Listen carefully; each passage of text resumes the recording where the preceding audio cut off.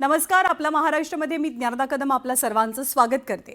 आज दिवसभरात राज्यात गाजलाय तो उपमुख्यमंत्री अजित पवारांचा बीडचा दौरा. राज्याचे उपमुख्यमंत्री, अर्थमंत्री आणि बीडचे पालकमंत्री अजित पवार आज दिवसभर बीडच्या दौऱ्यावर आहेत.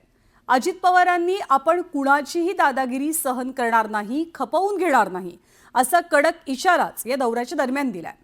बीड जिल्ह्यामधलं गँगवॉर, जातीयवाद ते विकास अशा विविध मुद्द्यांवरती अजित पवारांनी या दौऱ्यादरम्यान भाष्य केलंय आणि चुकीच्या व्यक्तीला सोडणार नाही, त्यांच्यावरती मकोका लावायला सांगितल्याचं दादांनी दौऱ्यादरम्यान स्पष्ट केलं. बीडमधल्या टोळ्यांना दादांचा दम.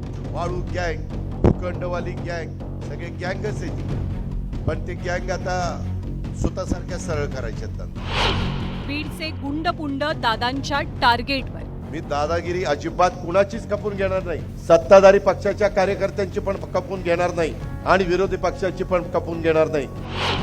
अजितदादा दादागिरी मोडून काढणार. जर त्याच्यात तुम्ही अडकला तर अशांना सोडवायला मी पुढे येणार नाही. मी उलट पोलिसांना सांगेन त्याला टायर मध्ये घ्या. मस्ताजोगचे सरपंच संतोष देशमुखांच्या हत्येनंतर बीड जिल्ह्यातली गुंडगिरी चर्चेत आहे.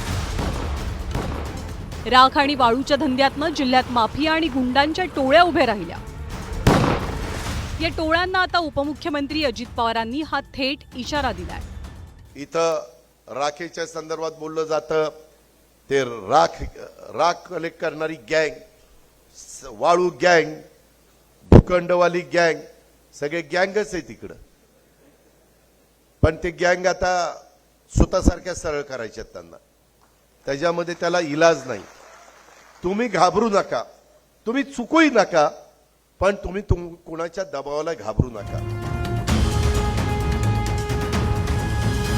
चुकीचं वागणाऱ्यांना मी वाचवणार नाही अशी तंबी अजित पवारांनी कार्यकर्त्यांना दिली आहे. महायुतीच्या कार्यकर्त्यांनी आता आमचे नेते पदावर बसलेले आहेत, कोण आमचं काय करणार आहे असलं मनात आणू नका.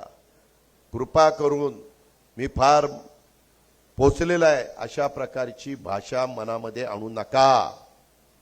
जर त्याच्यात तुम्ही अडकला तर अशांना सोडवायला मी पुढे येणार नाही. मी उलट पोलिसांना सांगेन त्याला टायर मध्ये घ्या, त्याला ठोकून काढा. हे असलं नाही चालणार. मी काहींना तर मकोका लावायला सांगितलेला आहे. कुणाचीही दादागिरी खपवून घेणार नाही असा इशाराच दादांनी यावेळी दिला. मी दादागिरी अजिबात कुणाचीच खपून घेणार नाही. सत्ताधारी पक्षाच्या कार्यकर्त्यांची पण खपून घेणार नाही आणि विरोधी पक्षाची पण खपून घेणार नाही. ज्यांचा राजकारणाची अर्थार्थी संबंध नाहीये अशांची पण खपवून घेणार नाही. ही बाब सगळ्यांनी ध्यानामध्ये घ्या. वेगवेगळी प्रकरणं बाहेर निघतायत, त्याची तपासली जातील.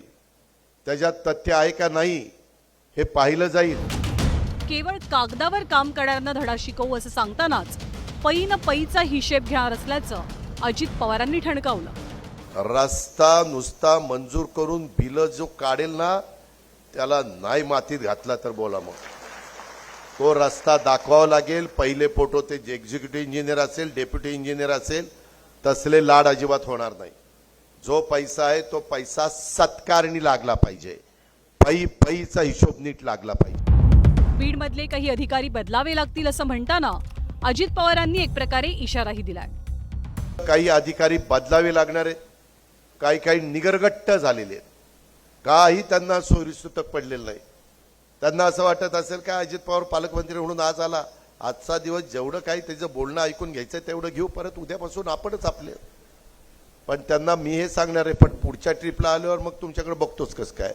काही अधिकारी बरेच वर्षानुवर्षे इथंच बसलेत, इथल्या इथंच बदल्या. बीडवरून माजलगाव, माजलगावरून आष्टी, आष्टीवरून पाटोदा, पाटोद्यावरून गेवराई आणि गेवराईवरून पुन्हा अंबेजोगाई. ती काय इथनं हलायलाच तयार नाही. तसल्यांना काहींना बदलावं लागेल. कार्यकर्त्यांना सोबत घेताना त्यांचं रेकॉर्ड तपासा. चुकीच्या लोकांना सोबत घेतलं की किंमत मोजावी लागते असंही दादांनी म्हटलं. त्यामुळे एकूणच बीडच्या दौऱ्यादरम्यान अजित पवारांच्या स्पष्ट वक्तेपणाची आणि रोखठोक स्वभावाची झलक पुन्हा एकदा कार्यकर्त्यांना अनुभवायला मिळाली. सुरेश जाधव,